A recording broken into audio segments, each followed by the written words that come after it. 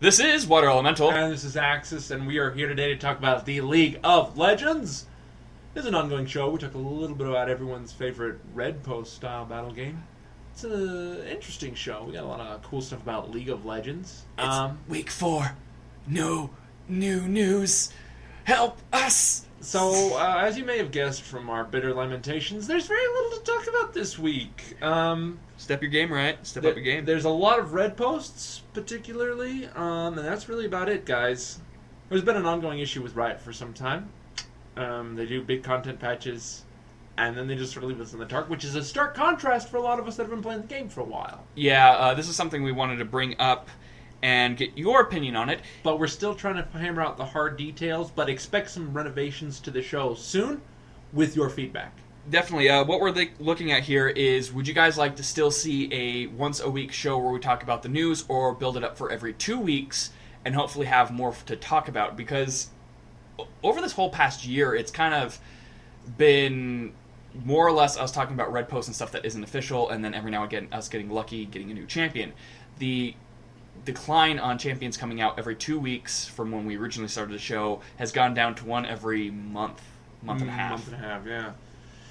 And honestly, that's not anyone's fault, really. It's just the way the game matures. I mean, before they had a huge champion roster to fill up. Now that it's filled up, they kind of got to scrape around and see what they can come up with.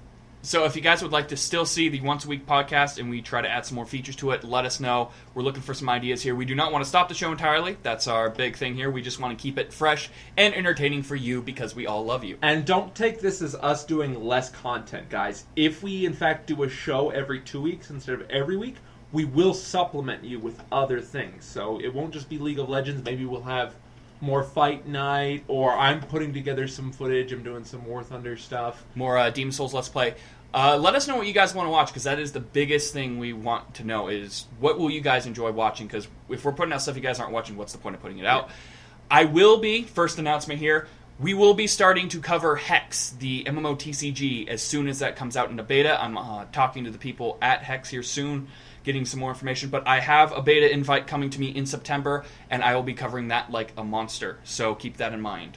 Yeah, I mean, we have tons of stuff that's going to be coming out soon, guys, but as far as League of Legends goes, I mean, you guys know, it's just slowly been kind of dwindling in what we can actually cover, and the episodes get shorter, and we have less content for you guys, so all in all, it would be a better move for us to move it to 2 weeks. But if you don't want it at 2 weeks, let us know, tell us what we can add to make it better.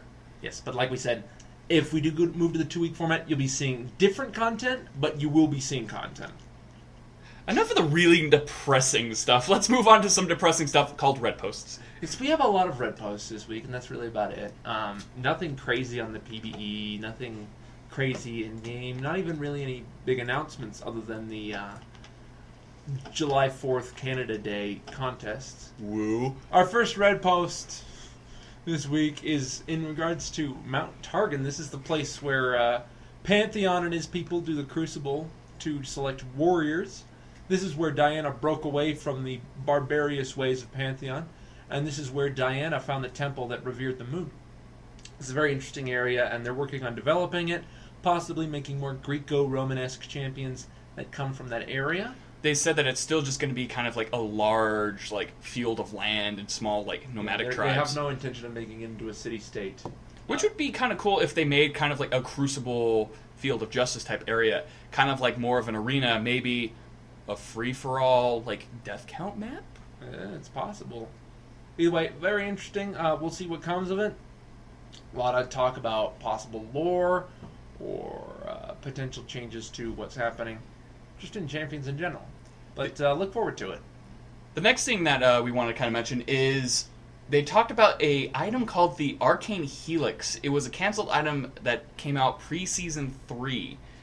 And what the item did was it essentially took spells... It was a catalyst and a ruby crystal. It gave you a lot of mana, a lot of health, a little bit of mana, and some CDR, and had a unique passive that said, whenever you spent mana for anything, you're healed for 30% of the mana spent.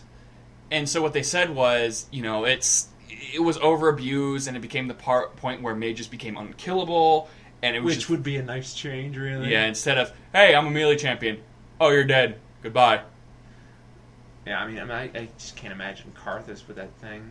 Well, what's funny is they mentioned that the Swain AI, would every now and again pop up with this item.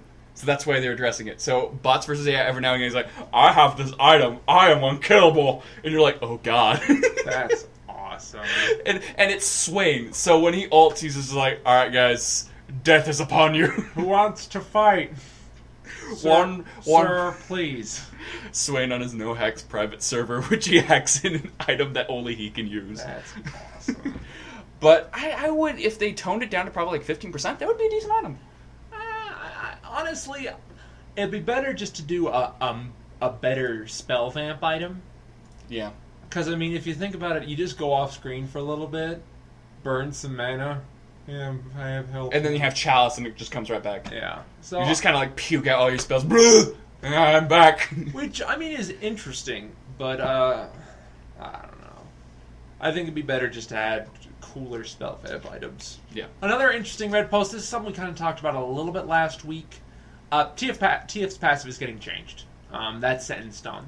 But they're wanting to phase out Janna's passive and Zillion's passive, making them not global and maybe being something more local or just changing them altogether. I think this is a stupid idea. That's what made their passives unique. Why take out cool passives and put in mediocre passives? Okay, yeah, that doesn't fit kind of how the game runs anymore, but come on.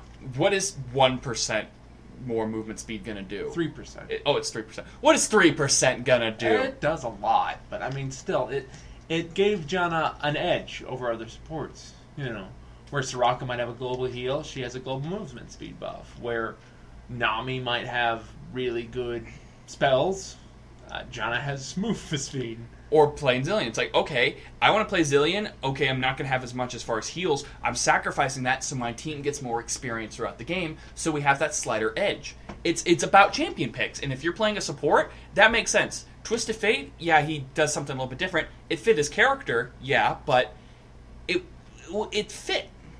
But I can understand supports having this. Why get rid of a passive that actually is helpful for the team and then give them something that's more controlled to the character itself? Whoop-de-doo. Yeah, who knows what we'll see when Zillion finally gets a new passive and Janna gets a new passive. It may be great. It may be something that blows us all away, but right now, it just doesn't feel like it. It feels like they're taking out a fun part of the game that we all kind of enjoyed. Some more interesting news. This came from PAX Australia, and it looks like concept art for a new Caitlyn skin. A new Caitlyn skin? A new Caitlyn skin. It looks like it's going to be going with the theme of the one with Garen and Lux? The, Storm Spirit. No, not Storm Spirit. Steel Legion. Steel Legion. It looks like it's going to go with the Steel Legion theme. Yes, it's got a very spacey theme. Yeah, very armored. She has like a gun that's kind of connected to her. She's bright red. Looks like something from Mass Effect. And there's 3 color sets that they're kind of going with: yellow, red, and That'd be blue. interesting if you could taunt, like what they did with the Vi skin, where it drops the goggles down. If you taunt, it changes the color on the skin. I would like that. Make it. It wouldn't be a legendary, but give it kind of like the one below. But we need skins. That would be great. Oh yeah, so we haven't seen skins in a while. That'd be interesting to see. And she hasn't really had 4 in a while. Yeah. But I would like to see something like this. Keep going with the theme of Steel Legion. Steel Legion's fun. I really like Steel Legion. And since Steel Legion is a combination between Demacia and Piltover, it's kind of interesting to have, seeing some other characters, so they're sticking with it. Indeed. Unlike other sets that they kind of stopped doing. Fireforge. Crimson. You don't have to Battlecast. Well, they hinted at stuff, but nothing ever happened. Indeed. And that's really it for official news, guys. There's... Hold up. There's a shop undo thing that they're talking about on the PvE, but they took it out. Hold up. Interesting, in-depth news. They're changing the Haunting Guys' art. Oh. And also, League of Legends is finally getting its full page updated. So rather than just the lore section, the whole page is going to be a little bit more interactive.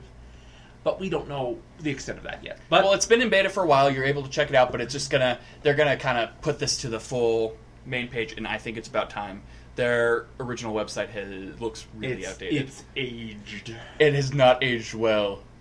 It's like a bad cheese with wine. Indeed. And that's really it for news this week, guys. We're going to move on to our own section here. Our first question this week comes from Mester12, and he asks, what was your favorite thing that happened at Comic-Con this year?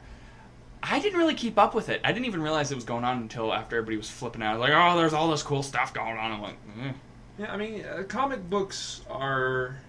Well, Comic-Con now mainly is just for movies to announce their next big thing. Yeah, which is silly, but... I'm a much bigger fan of E3 than Comic-Con, just because, I play games a lot more. There were a couple of cool announcements from Kojima in regards to Metal Gear 4, which I was really paying attention to. 5.